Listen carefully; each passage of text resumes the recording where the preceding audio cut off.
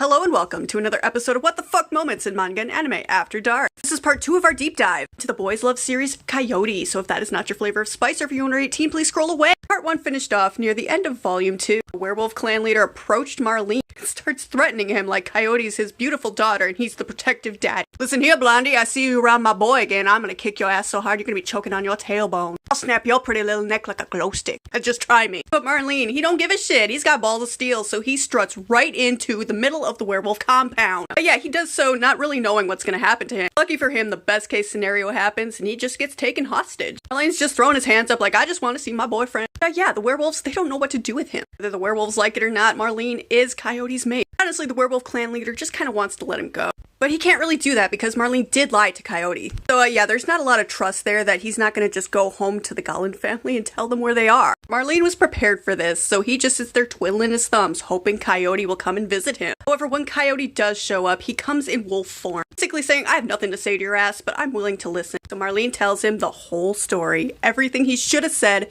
at the beginning. The whole story of a tragic night like a decade ago. A whole encounter that changed Marlene's perspective of the werewolves. Yeah, I'm gonna be vague, so you have a reason to read it.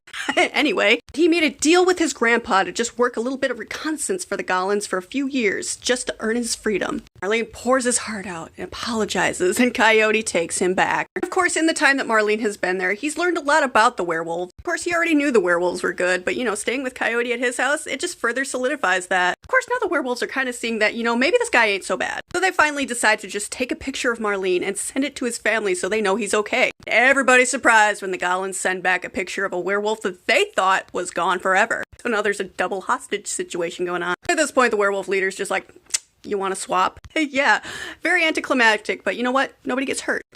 Just swapping hostages like they're Pokemon cards at recess. Marlene goes back to his family and the werewolves have no choice but to move somewhere else now. It warms Marlene's heart to know that Coyote's actually going to be watching out for him from the shadows. Which doesn't sound very romantic, but Marlene's kind of a stalker anyway, so he thinks it's adorable.